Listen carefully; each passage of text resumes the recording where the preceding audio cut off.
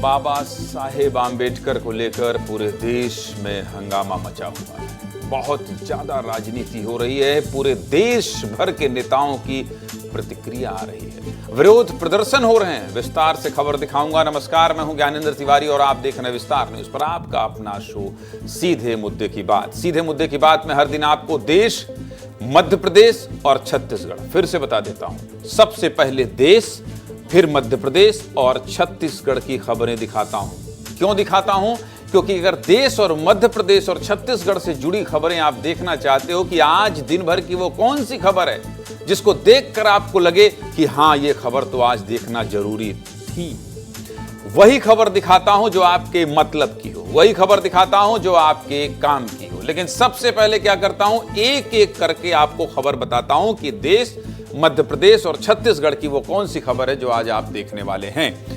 सबसे पहले बात करेंगे बाबा साहेब आम्बेडकर पर मचे घमासान की। कल राज्यसभा में गृह मंत्री अमित शाह ने बाबा साहेब को लेकर बयान दिया, जिसे लेकर विपक्ष ने गृह मंत्री पर बाबा साहेब के अपमान का आरोप लगा दिया है। आम्बेडकर के मुद्दे पर सभी विपक्षी दल एकजुट हो गए हैं। विरोध बढ़ा तो प्रधानमंत्री नरेंद्र मोदी ने खुद पोस्ट कर कांग्रेस पर बड़े सवाल उठाए। साथ ही खुद गृह मंत्री अमित शाह ने प्रेस कॉन्फ्रेंस करके जवाब दिया है और हां, स्पष्टीकरण दिया। विस्तार से बात करेंगे क्या कहा है और क्यों कहा है गृह मंत्री अमित शाह ने कि इस बयान को मीडिया वाले जरूर दिखाइएगा। दिखाएंगे, गृह मंत्री जी जरूर दिखाएंगे। दूसरी खबर में आपको मध्य प्रदेश में कांग्रेस के प्रदर्शन की तस्वीर दिखाएंगे। विधानसभा का शीतकालीन सत्र शुरू हो गया है और साथ ही हंगामा भी जारी है। कांग्रेस का प्रदर्शन इन दिनों चर्चा में है। तीसरी खबर में आपको झाबुआ के एसपी साहब की तस्वीर दिखाएंगे और एक बार फिर कहेंगे गुड जॉब एसपी साहब। एसपी साहब ने क्या किया है जानना चाहते हैं तो जुड़े रहिए। चौथी खबर में बात छत्तीसगढ़ की करेंगे। अब 999 रुपए में हवाई सफर कर सकते हैं। बड़ी खुशखबरी है छत्तीसगढ़ के लोगों के लिए, खासकर बिलासपुर, अंबिकापुर के लोगों के लिए। रायपुर से आप सीधे उड़ान भर सकते हैं। विस्तार से बात करेंगे कब, कैसे, कहां, कितने किराए में और टिकट कहां मिलेगी, ये सब जानना चाहते हैं तो आप हमारे साथ बने रहिएगा, जुड़े रहिएगा। पांचवी खबर में बात करेंगे 5000 एकड़ की टाऊ की फसल बर्फ जमने से बर्बाद हो गई है। छत्तीसगढ़ में बर्फबारी हो रही है भाई साहब। बर्फबारी कहां, किस जगह और इससे किसानों को कितना नुकसान हुआ है ये भी दिखाएंगे। छठी खबर में बात करेंगे रायपुर नगर निगम की। नगर निगम समय पर बिल नहीं भरा तो बिजली काट दी जाएगी। कितना आंकड़ा है पता है आपको? करोड़ों रुपए, करोड़ों रुपए। सातवीं खबर में बात विदेश की करेंगे। जानते हैं रूस ने बहुत बड़ा दावा किया है। रूस कह रहा है कि कैंसर की वैक्सीन बना ली है। बहुत बड़ी खबर है ये, बहुत बड़ी खबर है, इसलिए इस पर भी आपको पूरा रिसर्च, डिटेल्ड स्टोरी दिखाएंगे। चलिए अब शुरुआत कर देते हैं और पहली खबर क्या है ये बता देते हैं आपको, क्योंकि आपको पता है कि पहली खबर मैंने आपको बताया है कि आम्बेडकर पर घमासान मचा हुआ है, घमासान मचा हुआ है और इसलिए पहली खबर आज संसद से ही जुड़ी है। एक तरफ अमित शाह दिखाई दे रहे हैं आपको और दूसरी तरफ विरोध प्रदर्शन दिखाई दे रहा है। चलिए खबर बताना यह सब कुछ विस्तार से बता देता हूं। संसद के शीतकालीन सत्र में हर दिन हंगामा हो रहा है। अभी संसद के दोनों सदनों में संविधान पर चर्चा चल रही है। कल संविधान पर चर्चा के दौरान ही गृह मंत्री अमित शाह ने बाबा साहेब का भी जिक्र किया। कांग्रेस पार्टी पर बाबा साहेब के अपमान का आरोप लगाया और अब विपक्ष अमित शाह के एक बयान को लेकर ही हंगामा शुरू कर दिया है, हंगामा शुरू कर दिया। बस इसीलिए आज बाबा साहेब आम्बेडकर के नाम पर होती राजनीति पर सीधे मुद्दे की बात करेंगे और जब गृह मंत्री अमित शाह को आकर प्रेस कॉन्फ्रेंस करना पड़े और कहना पड़े कि इस बयान को जरूर दिखाइएगा तो इस पर बात विस्तार से ही करेंगे। केंद्रीय गृह मंत्री अमित शाह ने संविधान पर चर्चा के दौरान कहा था कि नेहरू जी ने बाबा साहेब का अपमान किया। अब वोट बैंक के लिए आम्बेडकर का नाम ले रहे हैं। अभी एक फैशन हो गया है अंबेडकर, अंबेडकर। इतना नाम अगर भगवान का ले लेते तो 7 जन्मों तक स्वर्ग मिल जाता। अमित शाह के पूरे भाषण के एक अंश को लेकर काफी विवाद हो रहा है। अमित शाह के इस बयान पर कांग्रेस पार्टी और लोकसभा में नेता प्रतिपक्ष राहुल गांधी ने आपत्ति जताई। सदन के अंदर से शुरू हुई है ये बवाल, संसद के बाहर तक आ गया। शाह के बयान के खिलाफ विपक्ष के सांसदों ने आज संसद के बाहर बाबा साहेब की फोटो के साथ विरोध प्रदर्शन किया है। कांग्रेस ने कहा है कि गृह मंत्री ने बाबा साहेब का अपमान किया है। अमित शाह को इस्तीफा दे देना चाहिए, इस्तीफा दे देना चाहिए। संसद के अंदर से लेकर बाहर तक कैसे बाबा साहेब पर राजनीति हो रही है, आपको एक रिपोर्ट देखनी पड़ेगी ताकि आप समझ जाएं कि कौन क्या कह रहा है और कौन किस तरह से प्रदर्शन कर रहा है। देखिए रिपोर्ट। अब ये फैशन हो गया है, अम्बेडकर अम्बेडकर अम्बेडकर अम्बेडकर अम्बेडकर अम्बेडकर। इतना नाम अगर भगवान का लेते हैं तो 7 जन्मों तक स्वर्ग मिल जाता है। यानी बाबा साहब अम्बेडकर का नाम लेना ये गुनाह है। All the parties demand is resignation. Baba Saheb Ambedkar हम लोगों के फैशन भी है, पैशन भी है। अम्बेडकर जी के खिलाफ है, उनकी विचारधारा के खिलाफ है। बाबा साहब अम्बेडकर के जीते जी कांग्रेस पार्टी ने अम्बेडकर जी का कैसा अपमान किया। प्रधानमंत्री, गृह मंत्री डॉक्टर बाबा साहब अम्बेडकर का अपमान करते रहते हैं। ये वही कांग्रेस है जिन्होंने बाबा साहेब के रहते हुए, उनके जीते जी कभी उन्हें सम्मान देना जरूरी नहीं समझा।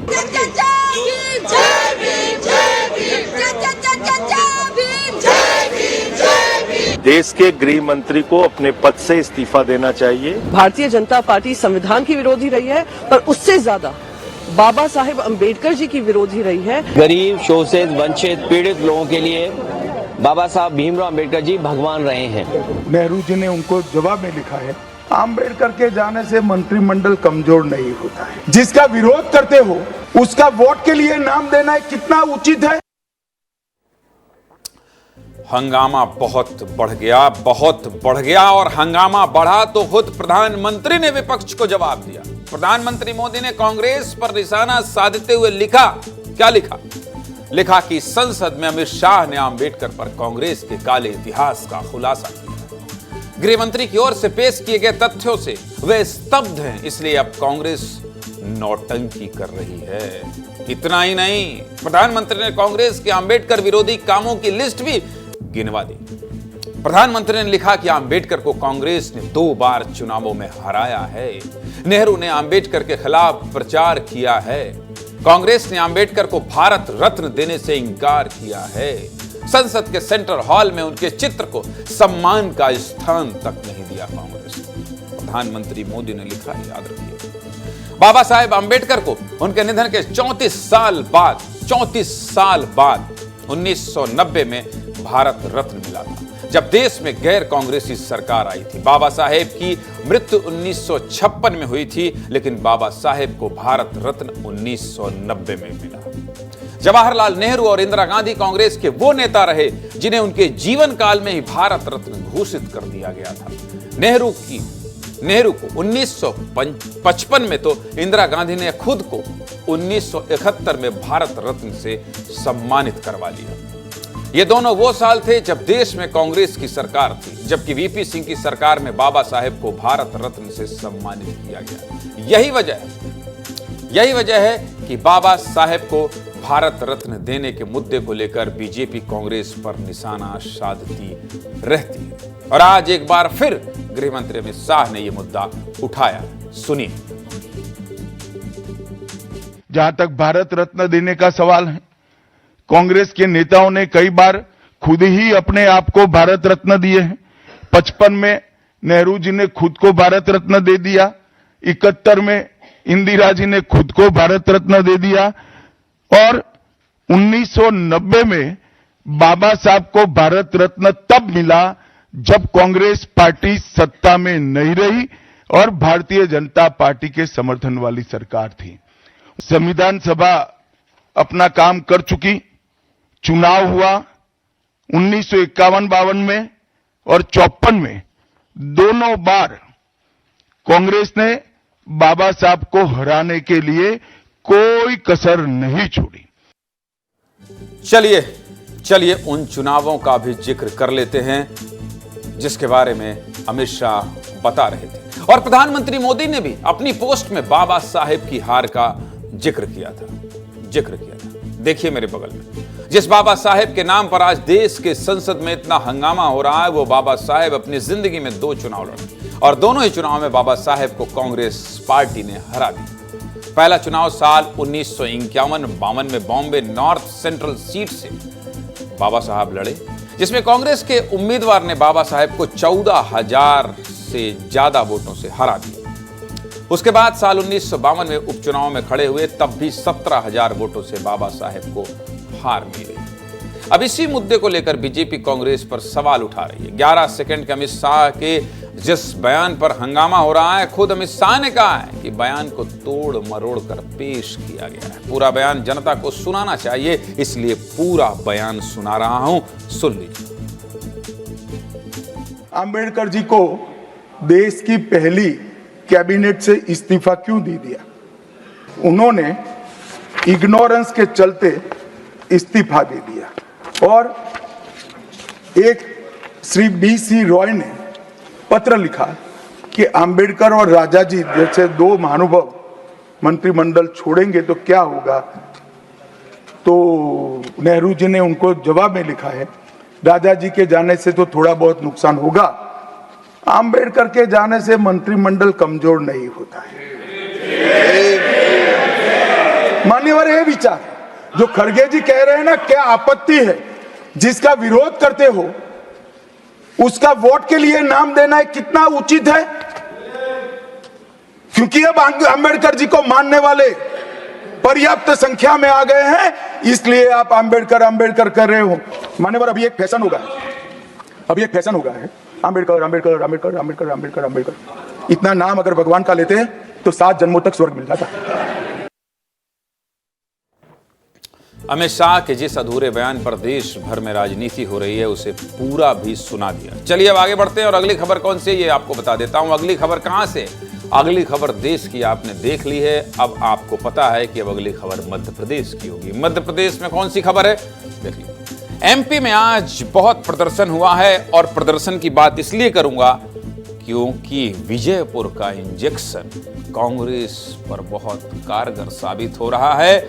विजयपुर की जीत के बाद कांग्रेस लगातार उग्र प्रदर्शन कर रही है और विधानसभा के शुरुआती दिनों की बात हो या तो फिर आज की बात हो, पहले दिन की बात हो या आज की बात हो, कांग्रेस आक्रामक है। मध्य प्रदेश में इन दिनों कांग्रेस सड़कों पर है, मतलब जमकर आंदोलन और प्रदर्शन कर रही है। हो सकता है कांग्रेस को ये संजीवनी, मैंने आपसे कहा ना कि विजयपुर उपचुनाव में जीत के बाद मिली हो, लेकिन सदन से लेकर सड़क तक कांग्रेस एक्टिव है और कांग्रेस के नेता अलग अलग तरीके से हल्ला बोल रहे हैं।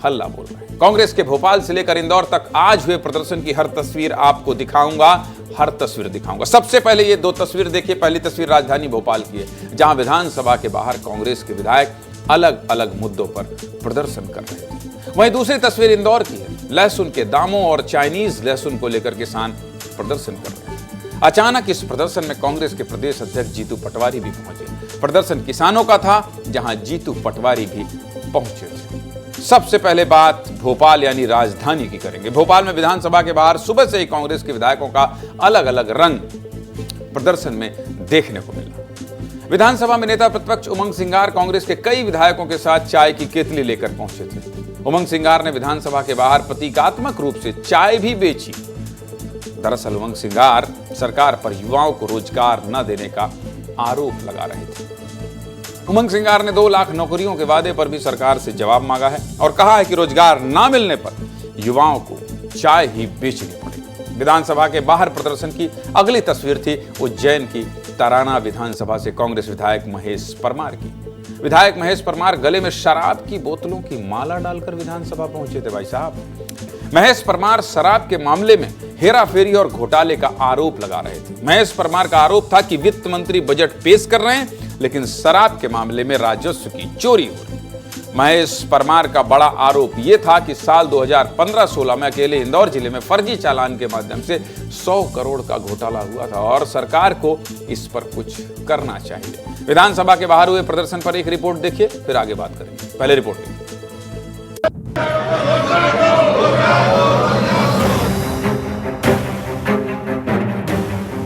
मध्य प्रदेश में विधानसभा की कार्रवाई के तीसरे दिन कांग्रेस ने फिर एक बार हंगामा किया है। बेरोजगारी का मुद्दा यहाँ पे उठाया जा रहा है। कांग्रेस के तमाम सारे यहाँ पे आपको नेता नजर आ रहे होंगे। केतली लेकर यहाँ पे कांग्रेस के तमाम सारे यहाँ पे विधायक पहुंचे हैं। क्यों आप डॉक्टर की भर्ती नहीं करना चाहते हो? क्यों संविदा शिक्षक युवा पढ़ रहे हैं क्या सिर्फ बेरोजगारी के लिए? इसलिए मजबूरी में उनको चाय बेचना पड़ेगा प्रदेश के युवाओं को। अब प्रदेश के युवाओं के साथ है कि सरकार तत्काल उनको नौकरियों के लिए दरवाजे खोले। 15-16 में इंदौर में सहायक आबकारी अधिकारी कार्यालय में लगभग 41 करोड़ का घोटाला हुआ, मैंने ध्यान आकर्षण लगाया था। सरकार ने ध्यान आकर्षण के जवाब में ये जवाब दिया कि 41 करोड़ का घोटाला नहीं, ये 71 करोड़ 58,52,047 रुपए का घोटाला है। ये स्वीकार किया 15-16 में। सरकार ने उस समय तात्कालिक एक रिटायर IAS की इसमें जांच अधिकारी बनाया। समझ गए आप? ये तो थी बात विधानसभा के बाहर हुए कांग्रेस के प्रदर्शन की। लेकिन वहीं इंदौर में अपनी मांगों को लेकर किसानों ने अहिल्याबाई सब्जी मंडी के बाहर बड़ा प्रदर्शन किया। किसानों का आरोप था कि पिछले 7 दिनों में मंडी में लहसुन के दाम लगभग आधे हो गए हैं। इसके पीछे मंडी प्रशासन और व्यापारियों के मिलीभगत है। प्रदर्शन इस कदर बढ़ा कि किसानों ने कुछ लोगों को मंडी के अंदर ही पैक कर लिया, मतलब समझ गए, सब्जी की तरह। इसी बीच इस प्रदर्शन में जीतू पटवारी भी पहुंचे। जीतू पटवारी ने किसानों को संबोधित भी किया। क्या कहना था जीतू पटवारी का, ये भी सुनिए। भारतीय जनता पार्टी देश के किसानों की दुश्मन है। अगर किसान विरोधी कोई विचार है तो भारतीय जनता पार्टी का है। जब इनको राजनीति में वोट लेना है तो चाइना के माल का बहिष्कार करते हैं, और जब किसान को 2 रोटी 2 पैसे ज़्यादा बचे तो पीछे के रास्ते से लहसुन चाइना का लाते हैं। जो लहसुन कल 30,000 में बिक रहा था वो आज बिक रहा है 10,000 में।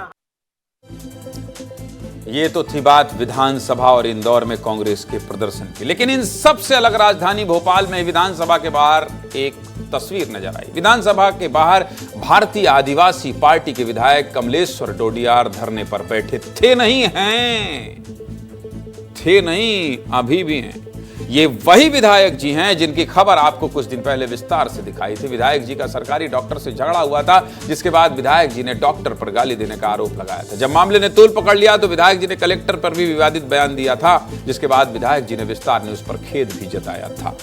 लेकिन अगले दिन बिना इजाजत प्रदर्शन करने पर विधायक कमलेश्वर डोडियार को गिरफ्तार कर लिया गया था और उन्हें जेल भेज दिया गया था। लेकिन अब जेल से छूटने के बाद विधायक कमलेश्वर डोडियार जब विधानसभा पहुंचे तो सदन के अंदर नहीं गए, सदन के बाहर ही धरने पर बैठ गए। खास बात यह है कि विधायक जी मौन धरने पर बैठे हैं, किसी से कोई बात नहीं कर रहे हैं, बस अपनी मांगों का पोस्टर अपनी पीठ पर लगा रखा है। विधायक जी का कहना है कि डॉक्टर ने जो गाली दी वो पूरे आदिवासी समाज का अपमान है। अब धरने पर बैठक विधायक जी तो कुछ नहीं बोल रहे हैं, लेकिन उनका साथ देने के लिए नेता प्रतिपक्ष उमंग सिंगार जरूर पहुंचे। उमंग सिंगार ने विधायक कमलेश्वर डोडियार का साथ देते हुए कहा क्या है, पहले ये देख लीजिए, फिर आपको विधानसभा भी लेकर चलूंगा। जहां अभी विधायक जी क्या कर रहे हैं ये देखना है तो मेरे सहयोगी विवेक पांडे की रिपोर्ट देखिएगा। लेकिन पहले उमंग सिंगार उनके समर्थन में क्या कह रहे हैं कांग्रेस नेता प्रतिपक्ष, सुनिए।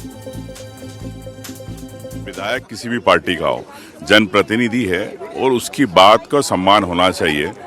और जिस प्रकार से भारतीय जनता पार्टी के विधायकों पे के द्वारा अत्याचार होता है, खुलेआम मारपीट होती है, लेकिन उन पे कोई केस नहीं बनता।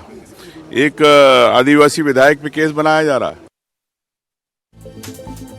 शाम होते होते एमपी विधानसभा के प्रमुख सचिव विधायक जी को मनाने पहुंचे, लेकिन विधायक जी नहीं माने। भाई साहब, विधानसभा की आज की कार्रवाई खत्म हो चुकी है, सभी विधायक अपने घर जा चुके हैं, ठंड है, लेकिन कमलेश्वर डोडियार अभी भी विधानसभा के बाहर धरने पर बैठे हैं। और मैंने आपसे कहा था ना कि अभी क्या स्थिति है, यही दिखाने, यही देखने, यही जानने पिछले 5 घंटे से मेरे सहयोगी भी विधानसभा के इर्द गिर्द घूम रहे हैं। कौन वहां खड़ा है देख लीजिए, विवेक पांडे।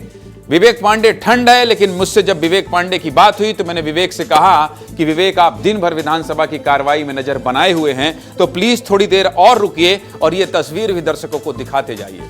इतनी ठंड में वहां विधायक जी धरने पर बैठे हैं और मेरे सहयोगी विवेक पांडे विस्तार न्यूज के दर्शकों को तस्वीर दिखाने के लिए वहां डटे हुए हैं। विवेक, एक बार तस्वीर पूरी घूम के दिखा दीजिए कि क्या स्थिति है, घूम लीजिए, एक चक्कर लगा लीजिए, उसको परिक्रमा का नाम भी दे दीजिए। और विधायक जी से एक बार कहिएगा जरूर कि वो ज्ञानेंद्र तिवारी जो आपसे बात किए थे वो बात करना चाहते हैं, मौन तोड़ेंगे या नहीं, दिखा दीजिए क्या हालात हैं अभी वहां।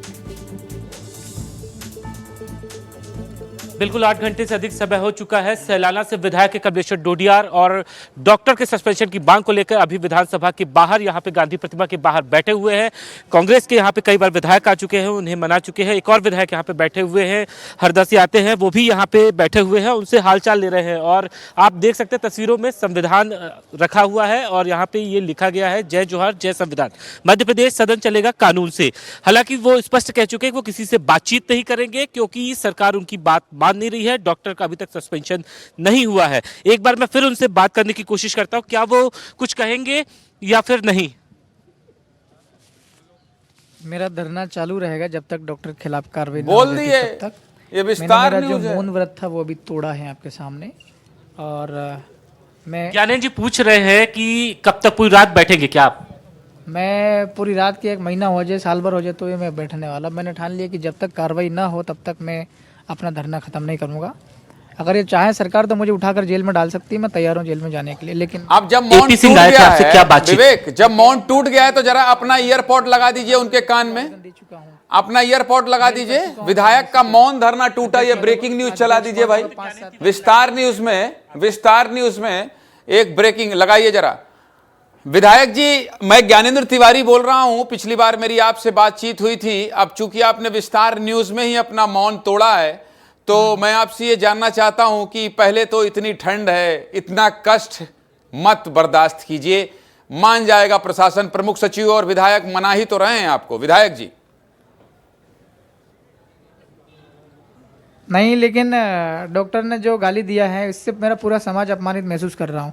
आज मैं एक विधानसभा सदस्य हूँ, लेकिन ये मुझे वो जानते हुए हमने कहा कि मैं विधायक हूँ, उसके बाद भी उसने डॉक्टर ने गालियाँ दी है। तो ये गालियाँ तो सबको लगी, 230 विधायकों को लगी हैं।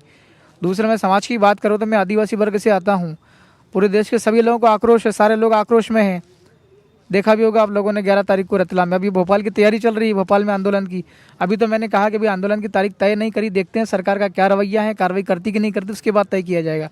तो जी, आप इतने देर से शांत थे, लेकिन विस्तार न्यूज के लिए आपने अपना मौन तोड़ा है और आपने अपनी बात कही है, इसके लिए आपका धन्यवाद तो जरूर ज्ञापित करूंगा मैं। क्या लगा आपको कि विस्तार न्यूज आपकी आवाज आपके लोगों तक पहुंचाएगा, इसलिए शायद आपने बोला?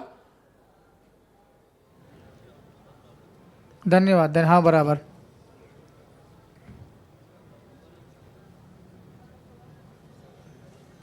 क्या लगा आपको, क्या ये आपने सुना कि कमलेश्वर डोडियार कह रहे हैं।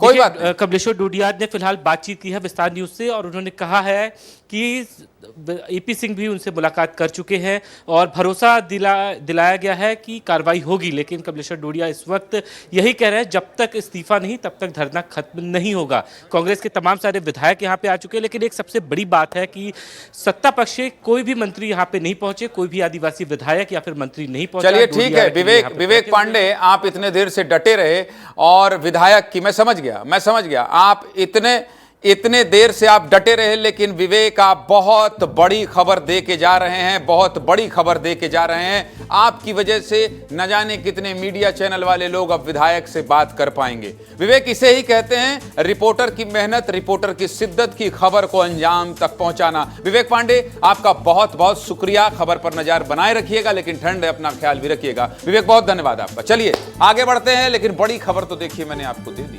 विधायक जी कितने देर से मौन बैठे हुए थे, लेकिन मैंने कहा कि क्या आपको लगा कि विस्तार न्यूज आपकी आवाज आपकी जनता तक पहुंचाएगा, इसलिए आप बोले हैं? उन्होंने कहा बराबर, यही है विस्तार न्यूज, यही है आपका अपना चैनल। अब कमलेश्वर जो विधायक बैठे थे, इनके जितने भी समर्थक हैं वो ये सुन पाए होंगे पहली बार। उनके पास ये खबर तो थी कि विधायक जी धरने पर बैठे हैं, लेकिन पहली बार वो ये सुन पाए होंगे कि मैं अपनी जनता, मैं अपने समुदाय, मैं अपने आदिवासी भाइयों के लिए बैठा हूं।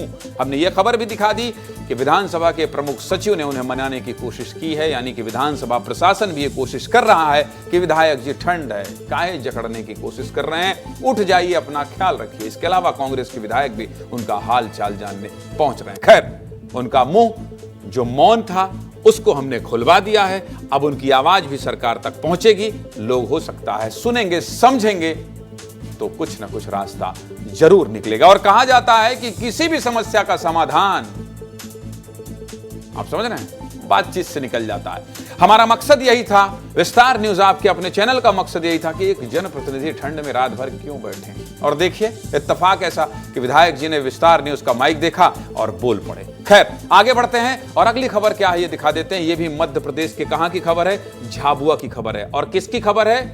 SP साहब की खबर है। इन्होंने क्या किया है देख लीजिए। गुड जॉब किया है। क्या बात है, गुड जॉब SP साहब। बताइए, मध्य प्रदेश छत्तीसगढ़ का कौन सा ऐसा चैनल है, देश का कौन सा ऐसा चैनल है जो सीधे सीधे प्राइम टाइम में कहता है SP साहब गुड जॉब। विस्तार मध्य प्रदेश के झाबुआ में SP साहब बहुत चर्चा में है। चर्चा में इसलिए हैं क्योंकि बहुत अच्छा काम कर रहे हैं, और मैं आपको हमेशा ही अधिकारियों के अच्छे कामों की खबर दिखाता हूं। और हां, कुछ खराब होता है तो खबर वो भी दिखाता हूं और खबरदार भी करता हूं। मकसद सिर्फ एक ही होता है कि बाकी अधिकारी भी इनसे सबक लें और सब मिलकर अच्छा काम करें। तो झाबुआ के एसपी साहब ने कौन सा अच्छा काम किया है आपके मन में आ गया होगा। आपके मन में ये सवाल चल रहा होगा कि गुड जॉब क्या किए हैं, तो देख लीजिए। झाबुआ के एसपी पद्म विलोचन शुक्ल इन दिनों गांव-गांव में सम्मेलन कर रहे हैं। सम्मेलन गांव के आम लोगों को जागरूक करने के लिए किया जा रहा है। इसके लिए एसपी साहब हर दिन किसी गांव में बाकायदा टेंट लगवाते हैं। गांव वालों के लिए खाने पीने का इंतजाम भी होता है। इसके बाद एसपी साहब सोशल पुलिसिंग के माध्यम से लोगों को समझाते और जागरूक करते हैं। अच्छी पहल। एसपी साहब लोगों को हेलमेट लगाने को लेकर दहेज प्रथा को खत्म करने जैसे सामाजिक मुद्दों पर लोगों को जागरूक करते हैं। एसपी साहब के समझाने का तरीका भी बहुत अलग है। पहले एसपी साहब का एक वीडियो देखिए जिसमें वो लोगों को हेलमेट लगाने को लेकर जागरूक कर रहे हैं। उसके बाद आगे विस्तार से बात करेंगे। पहले देखिए। आप इस पर देखो, आप पीछे कवर लगा हुआ है कि नहीं लगा कवर? आगे स्क्रीन गार्ड लगा हुआ है। जब हम मोटरसाइकिल चलाते हैं तो अपने शरीर के सिर पे कवर पहनते हैं कि नहीं पहनते? नहीं पहनते। कवर क्या है? हमारा हेलमेट है बचाव के लिए। ये कितने का? 10,000 का, 15,000 का मोबाइल होगा। और हमारा शरीर कितने का है? करोड़ों का, अनमोल है। सुना आपने कितने आसानी से एसपी साहब ने हेलमेट की जरूरत को आपको समझा दिया। झाबुआ के एसपी अब तक करीब 2 दर्जन से ज्यादा गांवों में ऐसे सम्मेलन कर चुके हैं। एसपी साहब शादियों में तेज डीजे से लेकर शराब ना पीने तक हर सामाजिक बुराई के खिलाफ लोगों को जागरूक कर रहे हैं। इतना ही नहीं, एसपी ने लोगों को साइबर ठगी और डिजिटल अरेस्ट, जो सबसे ज्यादा खतरनाक हो सका है इन दिनों, सबसे ज्यादा खतरनाक है साइबर ठगी और डिजिटल अरेस्ट, उससे बचने के भी तरीके समझाएं। अब जब एसपी साहब इतना काम कर रहे हैं तो एसपी साहब को भी सुनना जरूरी है। क्या कह रहे हैं अपने इस गुड जॉब पर जिले के एसपी, सुनिए जरा। हम लोग ने ये डिसाइड किया कि हम विभिन्न थानों के अलग अलग फलियों में जाके अलग अलग गांवों में जाकर बैठक करेंगे और पूरे गांव वालों को, जिसमें पुरुष महिला दोनों होंगे, तड़वी होंगे, सरपंच साहब होंगे, उनको हम बैठाकर शिक्षित इन द सेंस उसको उन्हें जागरूकता लाने का काम करें। सीधे मुद्दे की बात क्या है? सीधे मुद्दे की बात यह है कि अगर कोई अधिकारी अच्छा काम करेगा तो इसी तरह से दिखाऊंगा और कमी होने पर खबर भी लूंगा, खबर भी बताऊंगा, जिम्मेदारों तक ये भी पहुंचाऊंगा। अगली खबर कहां की है? अगली खबर कहां की है? छत्तीसगढ़ की है कि मध्य प्रदेश की है? नहीं, मध्य प्रदेश की ही है। और यहां कौन चर्चा में है? कौन चर्चा में है जानना चाहते हैं? देख लीजिए, ये देख लीजिए, ये देख लीजिए चर्चा में कौन है। इंदौर की पद्मावती बहुत खास है। शादी में घोड़ी को बुलाते हैं आप, ये घोड़ी का नाम पद्मावती है। मध्य प्रदेश की एक पद्मावती आजकल बहुत चर्चा में, यही है पद्मावती। ध्यान से देख लीजिए, ध्यान से देख लीजिए। और इसके चर्चे कहां तक हैं? बॉलीवुड तक हैं, बहुत चर्चा में है, फिल्मी सितारों तक पहुंच गई है। अब आपको लग सकता है कि ये क्या खबर है, लेकिन अगर कोई जानवर ही सही जिसकी इतनी डिमांड हो, मामला बॉलीवुड से लेकर अंबानी तक पहुंच जाए, तो इस खबर पर विस्तार से बात करनी होगी। क्या है पूरा मामला, समझा देता हूं, चलिए बता देता हूं। पूरा मामला मध्य प्रदेश के इंदौर का है और घोड़ी का नाम पद्मावती। बताइए, अब जब नाम ही पद्मावती है तो खूबसूरती तो आप खुद ही देख लीजिए। घोड़ी की तस्वीरें आप मेरे बगल में देख सकते हैं। पद्मावती घोड़ी को बुक करने के लिए इंदौर में दूल्हों की लाइन लगती है, दूल्हों की लाइन लगती है। इतना ही नहीं, राजस्थान के भी कई राजघरानों के राजकुमार इसी पद्मावती पर बैठकर अपनी राजकुमारी को लेने गए हैं। पद्मावती का क्रेज इतना ज्यादा है कि अभी से लेकर 2026 तक शादी के लिए जितने भी शुभ दिन हैं, उन दिनों के लिए पद्मावती अभी से बुक है। मतलब अभी से 2026 तक कोई भी इस घोड़ी को बुक करना चाहे तो वक्त नहीं, पद्मावती के पास टाइम नहीं है, आप बुक नहीं कर सकते। पद्मावती के मालिक सचिन राठौर बताते हैं कि वो इस घोड़ी को पंजाब से खरीद कर लाए थे। पद्मावती की उम्र अभी 5 साल की है, लेकिन ऊंचाई करीब 7 फीट है और लंबाई 12 फीट है। इतना ही नहीं, इस घोड़ी का खास ख्याल रखा जाता है। पद्मावती को हर दिन 10 लीटर दूध और 6 किलो चने की जरूरत होती है। और इसे रोजाना 8 से 10 किलोमीटर घुमाया भी जाता है ताकि खूबसूरत चाल इसी तरह बनी रहे। अब इस घोड़ी को बुक करने के लिए मशहूर टीवी शो तारक मेहता का उल्टा चश्मा के कलाकार इस घोड़ी को बुक करने के लिए पहुंचे। तारक मेहता का उल्टा चश्मा के कलाकारों ने पद्मावती को 5 लाख रुपए में 5 दिन के लिए बुक किया है। मुंबई से तारक मेहता का उल्टा चश्मा में अब्दुल का किरदार निभाने वाले शरद सांकला और सीरियल के ही डॉक्टर हंसराज, हाथी यानी निर्मल सोनी, बाघा यानी तन्मय विकारिया और सीरियल में बावरी का किरदार निभाने वाली नवीना वाडेकर इंदौर पहुंचे थे। कलाकारों ने घोड़ी पर बैठने के बाद क्या कहा है, सुनिए जरा, सुनिए। जो अभी घोड़ी पे बैठा हूँ, ये मेरे ख्याल से हिंदुस्तान में ऐसी घोड़ी मैंने आज तक कभी देखी नहीं है। और ये पद्मावती जो इनका नाम है, ये रियली में बहुत ही मतलब लाजवाब है। और इनकी जो हाइट है, अब मेरे जैसी हाइट को मतलब 2 कर दिया जाए तो उतनी हाइट है। घोड़ी के मालिक बताते हैं कि मुकेश अंबानी के बेटे अनंत अंबानी ने भी पद्मावती को बुक करने का प्रयास किया था, लेकिन पहले से बुकिंग होने के कारण वो इसे नहीं बुक कर पाए। हमारे सहयोगी पुनीत विजयवर्गीय ने घोड़ी के मालिक और इसे बुक करने पहुंचे दूल्हों से बातचीत की। सुनिए और देखिए पुनीत विजयवर्गीय की ये ग्राउंड रिपोर्ट।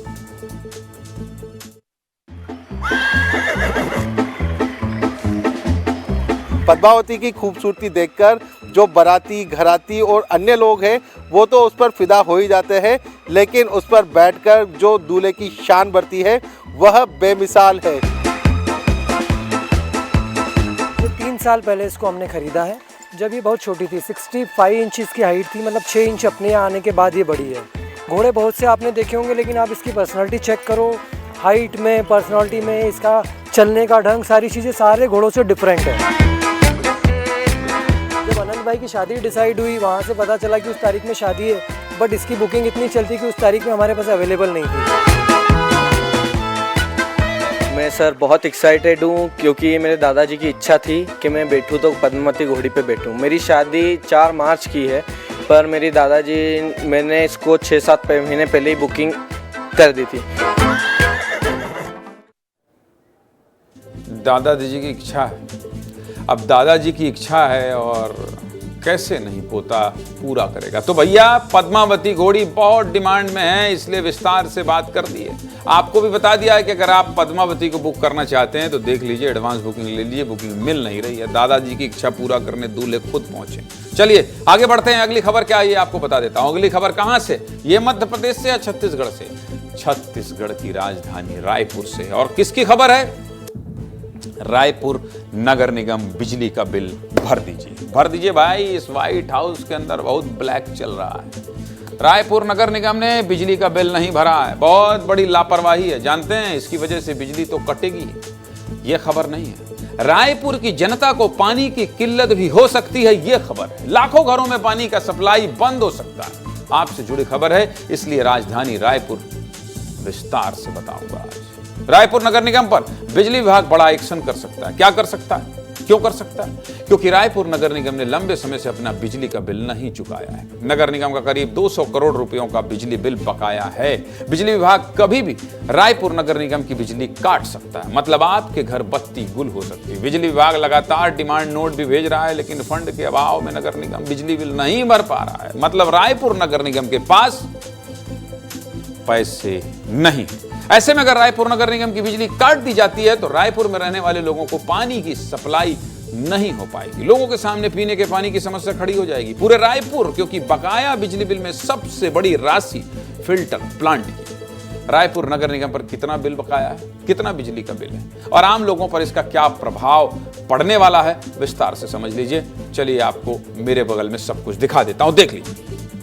रायपुर नगर निगम ने पिछले 6 सालों से बिजली का बिल नहीं भरा है, जिसके चलते बकाया बिजली बिल 193 लाख करोड़ रुपए से ज्यादा हो गया है। 193 करोड़ से ज्यादा बिल बकाया है और इसमें से वाटर फिल्टर प्लांट का 172 करोड़ रुपए का बिजली बिल बकाया है, जहां से सप्लाई होती है रायपुर नगर निगम में पानी, जबकि स्ट्रीट लाइट और बाकी चीजों का 21 करोड़ रुपयों का बिजली बिल बकाया है। और सबसे हैरान करने वाली बात क्या है कि रायपुर में पिछले 6 सालों से कांग्रेस के ही महापौर हैं और इन्होंने 1 रुपए का भी बिजली बिल नहीं भरा है। और अगर मार्च तक ये बिल नहीं भरा गया तो बिजली का कनेक्शन कट सकता है, जिसके बाद फिल्टर प्लांट बंद हो जाएगा और 1,25,000 घरों में पानी का संकट खड़ा हो जाएगा। इस पूरे मामले पर क्या करें नगर निगम और बिजली विभाग के अधिकारी, सुनिए। हमारे जो बिल्डिंग्स हैं, कार्यालय हैं, सामुदायिक भवन हैं, इनके बिजली बिल का भुगतान, बहुत सारे ट्यूबवेल्स भी हमारे हैं जिसके माध्यम से हम जलापूर्ति करते हैं शहर में। इसके विद्युत देयक का भुगतान हमारा लंबित है, तकरीबन 200 करोड़ रुपए का भुगतान हमारा भी लंबित है। इसके लिए निगम अपने संसाधन से जो पे कर सकती है उसके लिए हम लोग प्रयास कर रहे हैं। जो रेवेन्यू हम जनरेट करते हैं टैक्स के माध्यम से, उसमें से कुछ राशि हम विद्युत देयक में भुगतान करें, ऐसी व्यवस्था बनाने का प्रयास हमारे द्वारा किया जा रहा है। भुगतान लगभग 193 करोड़ का है, उसमें वाटर वर्क्स के 172 करोड़ है, बाकी स्ट्रीट लाइट और मिला के टोटल 193 करोड़ है। हर महीने उनको नोटिस तो दी जाती है, मगर पब्लिक यूटिलिटी के हैं इसलिए कनेक्शन प्रायोरिटी पे काट नहीं पा रहे हैं हम लोग। इसके वसूली के लिए मुख्यालय स्तर पर भी अपना विद्युत कंपनी का प्रशासन लगा हुआ है। उम्मीद है कि मार्च अप्रैल तक भुगतान हो जाना चाहिए। नगर निगम के अधिकारी कह रहे हैं कि बिजली बिल चुकाने की जल्द से जल्द व्यवस्था की जाएगी। अगर ये व्यवस्था 6 साल पहले की गई होती तो आज ये नौबत नहीं आती। रायपुर नगर निगम भारी भरकम बिजली बिल के बोझ से दबा हुआ है, लेकिन इसका खामियाजा रायपुर के लोगों को भुगतना पड़ सकता है। ऐसे में क्या कह रही है रायपुर की जनता, ये भी आपको सुना देता हूँ। सुनिए क्या कह रही है, सुनिए। रायपुर नगर निगम बिजली बिल के बोझ तले दबते जा रहा है। पिछले 6 सालों से बिजली बिल भुगतान न होने के कारण लगभग 192 करोड़ रुपए की राशि जो है वो बकाया है। तो ये बहुत बड़ी लापरवाही है, शासन को इसके ऊपर बड़ी कार्रवाई करनी ही चाहिए। बिल्कुल, बिजली अगर कट जाती है, निगम का इतना बकाया है, तो फिर पानी सप्लाई कहाँ से होगी? वो आम पब्लिक तो मुसीबत में आ जाएगी ना। जल्द से जल्द इसमें ध्यान देना चाहिए, नहीं तो आने वाले समय में आम जनता पानी के लिए हाहाकार मच जाएगा। समस्या तो है ही, लाइट नहीं होगी, पानी नहीं आएगा, समस्या ही समस्या है। उसमें क्या बहुत सारी समस्या हो जाएगी, डेली रूटीन की सारी व्यवस्थाएं रुक जाएंगी, पानी नहीं होगा तो। अगर ऐसा कुछ है कि मूलभूत सुविधाएं जिसका हम प्रॉपर्टी टैक्स में हम जलकर भी दे रहे हैं, अगर वो सुविधा हमको नहीं मिल रही है और हम उसका कर दे रहे हैं तो निश्चित रूप से ये तो एक असुविधा वाली बात है और ऐसा नहीं होना चाहिए। रेट तो है ही, पानी तो आना ही चाहिए, और जैसे हमेशा साल दर साल टैक्स बढ़ रहा है तो वैसे सुविधा भी देनी चाहिए नगर निगम को। मार्च के बाद में अगर बिजली बिल का भुगतान नहीं होता है तो कनेक्शन काटने की भी नौबत आ सकती है। रायपुर नगर निगम की ये बहुत बड़ी लापरवाही है। नगर निगम को जल्द से जल्द बिजली बिल भरना चाहिए भाई, नहीं तो बिजली विभाग के एक्शन के बाद पानी की सप्लाई रुक जाएगी और लोगों के सामने पानी का संकट खड़ा हो जाएगा। लोगों की इस परेशानी का जिम्मेदार सिर्फ और सिर्फ नगर निगम रायपुर होगा। समझ गए आप? चलिए आगे बढ़ते हैं और अगली खबर क्या है ये आपको बता देते हैं। ये खुशखबरी है, ये खुशखबरी है। और क्या है खुशखबरी? हवाई जहाज उड़ने को मिलेगा छत्तीसगढ़ में।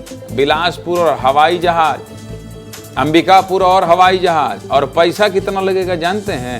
999 रुपए लगेगा। देख लीजिए खबर क्या है। अब 999 रुपए में हवाई सफर, क्या बात है, उड़ा दिए गुरु।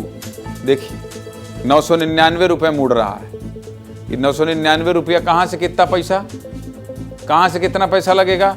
क्या खुशखबरी है बता देता हूँ। बहुत बड़ी खुशखबरी आई है, बहुत बड़ी खुशखबरी आई। केवल 999 रुपए में ही आप हवाई का सफर कर पाएंगे, हवाई का सफर कर पाएंगे। आपका हवाई जहाज में बैठने का सपना पूरा होने वाला है। जिस सफर को पूरा करने के लिए आपको 6 से 7 घंटे लगते थे, वो सफर अब मात्र 1 से 1.5 घंटे में पूरा हो जाएगा।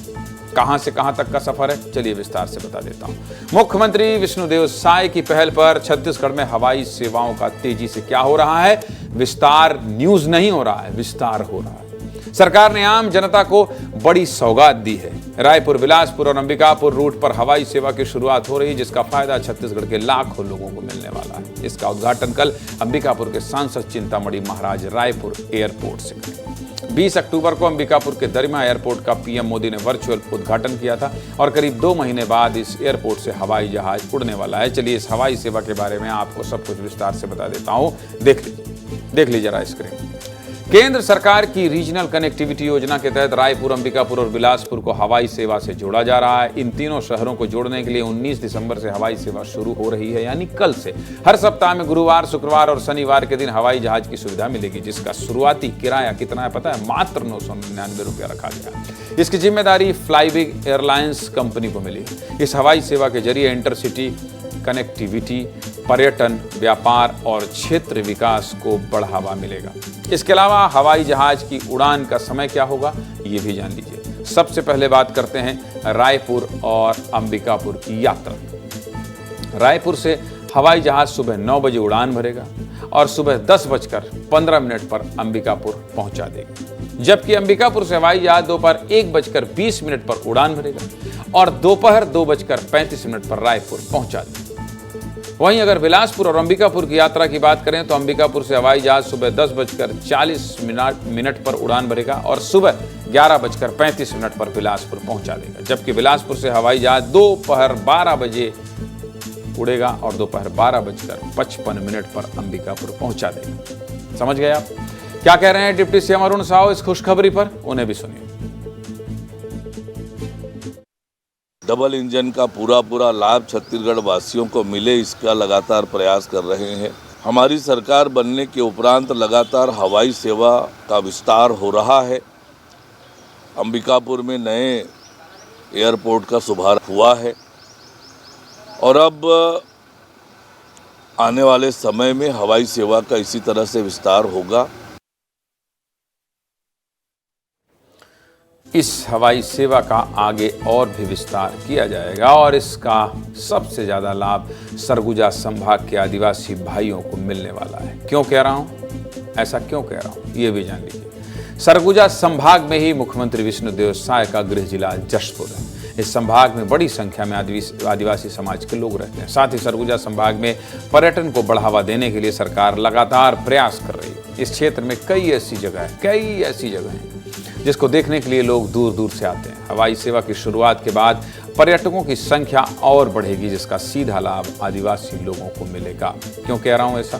कुछ तस्वीरों के जरिए आपको समझा देता हूं। उन तस्वीरों को देख लीजिए। 4 तस्वीरें हैं, देख लीजिए। पहली तस्वीर जसपुर के मधेश्वर शिवलिंग की है। अंबिकापुर से मधेश्वर पहाड़ी की दूरी लगभग 110 किलोमीटर है। मधेश्वर पहाड़ को सबसे बड़े प्रतिकृति शिवलिंग के रूप में मान्यता मिली है और इस उपलब्धि को golden book of world record में जगह दिया गया है। दूसरी तस्वीर छत्तीसगढ़ के शिमला कहे जाने वाले मैनपाट की है। अंबिकापुर से मैनपाट की दूरी मात्र 50 किलोमीटर। तीसरी तस्वीर बलरामपुर जिले के तातापानी की है। अंबिकापुर से तातापानी की दूरी 111 किलोमीटर है। तातापानी क्यों प्रसिद्ध है? गर्म पानी के लिए पूरे विश्व में मशहूर है। यहाँ आप चावल रख देंगे, चावल पक जाता है। अंडे रख देंगे अगर पानी में, बर्तन में, तो अंडा उबल जाता है। चौथी तस्वीर कोरिया जिले के झुमका बांध की है। झुमका बांध भी अंबिकापुर से मात्र 77 किलोमीटर दूर है। इन चारों जगहों के अलावा और भी ऐसी कई जगहें हैं जहां बड़ी संख्या में लोग घूमने जाते हैं। और जानते हैं, इन क्षेत्रों के आसपास आदिवासी समाज के लोग रहते हैं। रायपुर से इन जगहों पर सड़क से जाने में करीब 8 घंटे लगते हैं, लेकिन हवाई सेवा शुरू होने के बाद महज 3 घंटों में इन जगहों पर पहुंच सकते हैं। आगे बताऊंगा, लेकिन पहले रायपुर और अंबिकापुर की जनता क्या कह रही है, ये सुन लीजिए। सुनिए।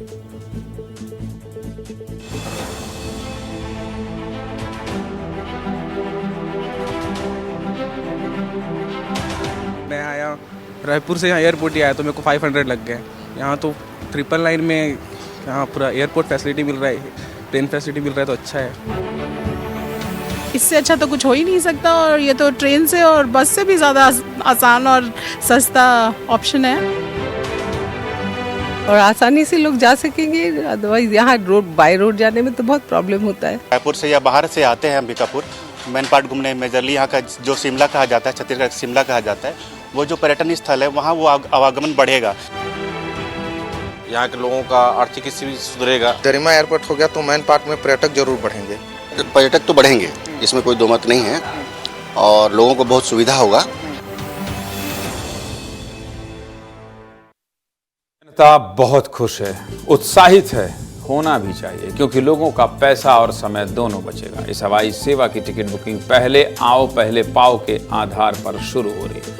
आप लोग भी जल्दी से अपना टिकट कटा लीजिए और हवाई जहाज के सफर का आनंद लीजिए। सरकार की ये पहल बहुत शानदार है। इस हवाई सेवा के चलते लोगों को बहुत फायदा मिलने वाला है, इसलिए आपको ये सब कुछ बता रहा था क्योंकि आपसे जुड़ी खबर थी। अगर आप रायपुर से बिलासपुर अंबिकापुर गाड़ी से जा रहे हैं और समय नहीं, आजकल लोगों के पास पैसा बहुत है गुरु, समय नहीं है, पैसा वैसा का लोड नहीं लेते हैं, समय बहुत कम है। किसी के पास जाओ समय से चिड़चिड़ा जा रहे हैं कि समय नहीं है यार, समय नहीं है, बाकी सब कुछ है। समझ रहे हैं आप? समय ना हो, इस सेवा का इस्तेमाल करें। चलिए आगे बढ़ें और आगे कहां की खबर है ये, जहां हवाई जहाज पहुंचे अंबिकापुर।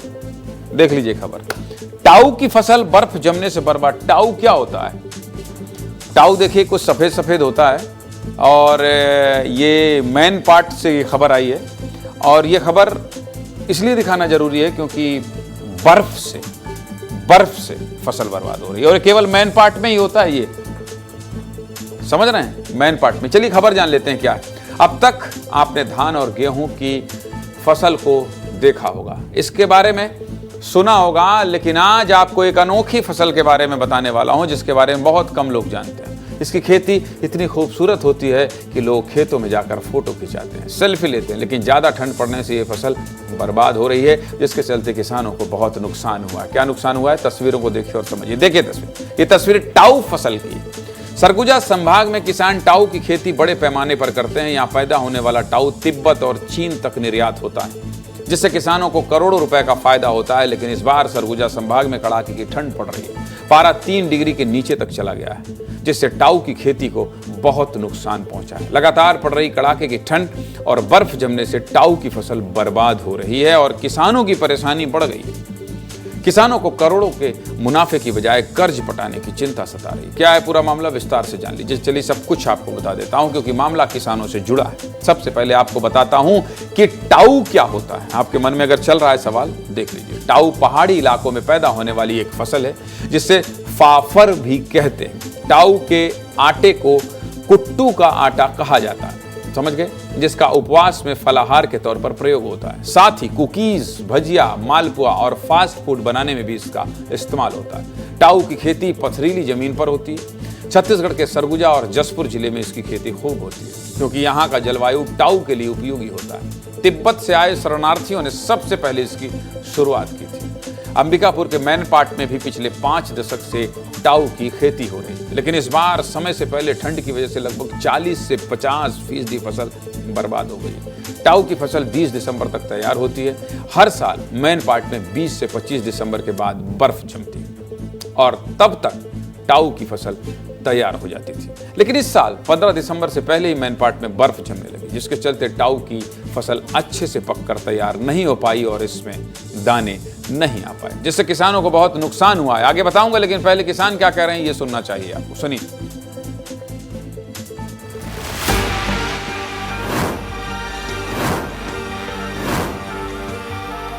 मैन पार्ट में इस साल 5000 एकड़ से अधिक में टाऊ की खेती की गई थी, लेकिन समय से पहले पाला गिरने की वजह से फसल बर्बाद हो गया है। ऐसे में किसानों को 25 करोड़ से अधिक का नुकसान हुआ है। टाऊ का फसल इस साल बर्बाद है। पाला पर जाने के कारण फूल 30 से 40% नुकसान हो गया है। दाना भी नहीं बैठ पाया था, मतलब अभी 10 दिन हफ्ता भर अगर रुका होता पाला इसमें बढ़िया फल धर लिया होता। फल बैठा होता, बाकी पाला की वजह से पूरा ये फूल है मर गए। सब बैंक से लिए हैं लोन में, पता नहीं उसका भी क्लियर होगा कि नहीं, अभी तक कोई ऐसा नहीं है। बहुत ज़्यादा नुकसान हुआ है, 50% कम से नुकसान। किसान बहुत परेशान हैं। किसानों ने टाऊ की खेती के लिए बैंक से कर्ज भी लिया है, लेकिन फसल बर्बाद होने से किसानों के सामने कर्ज पटाने की समस्या खड़ी हो गई है। इस साल मैन पार्ट में करीब 5000 एकड़ में टाऊ की खेती की गई है। 1 एकड़ में करीब 10 क्विंटल का उत्पादन होता है, जो 5000 रुपए क्विंटल के हिसाब से बिकता है। इसकी सप्लाई देश के अलग अलग राज्यों के साथ विदेशों में भी होती है। इस साल टाऊ की खेती से किसानों को करीब 25 करोड़ रुपए के मुनाफे का अनुमान था, लेकिन बर्फ और कड़ाके की ठंड से किसानों की खेती में लगी लागत भी निकल पाना मुश्किल है। इस पूरे मामले पर सीतापुर के विधायक राम कुमार टोप्पो क्या कह रहे हैं, सुनिए। केवल मैन पार्ट में ही टाऊ की खेती होती है और ये काफ़ी मात्रा में यहाँ खेती होती है, लेकिन इस बार ठंडी जल्दी आने के कारण से कुछ फसलें ख़राब हुई है। इसको निर्देशित किया गया है अधिकारियों द्वारा, इसको सर्वे किया जाएगा और जो मुआवजा जिस पे बनते हैं फसल ख़राब होने का, तो उस पर कार्रवाई की जाएगी।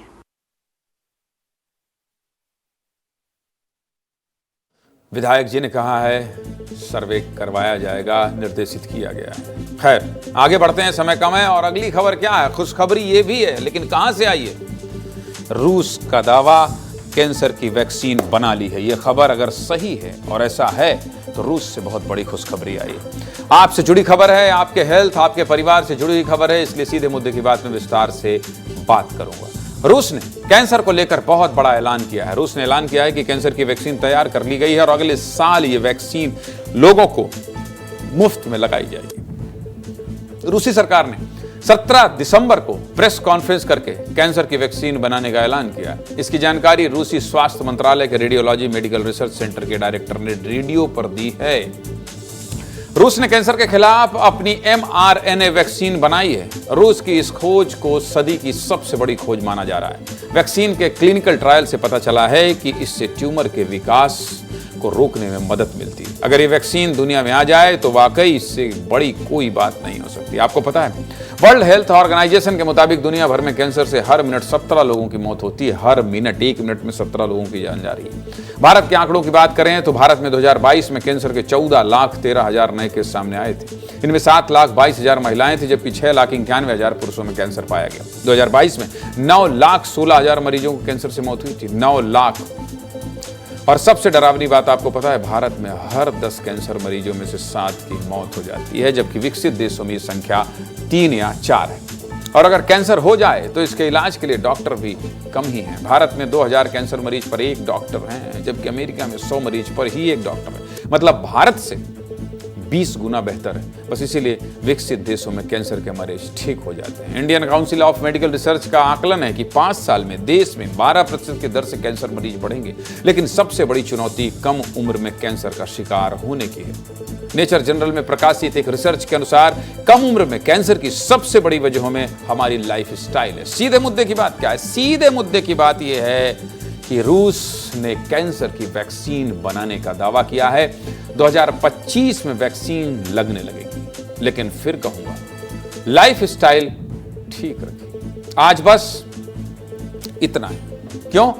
क्योंकि टाइम हो गया है। लेकिन नंबर बताइए, नंबर बताइए भाई। इस नंबर पर देखते हैं ना सीधे मुद्दे की बात। लगता है ना कि आपकी खबर दिखाना चाहिए, तो 8282824982 ये नंबर है जहां आपको व्हाट्सएप करना है। और खबर कहां देखना है?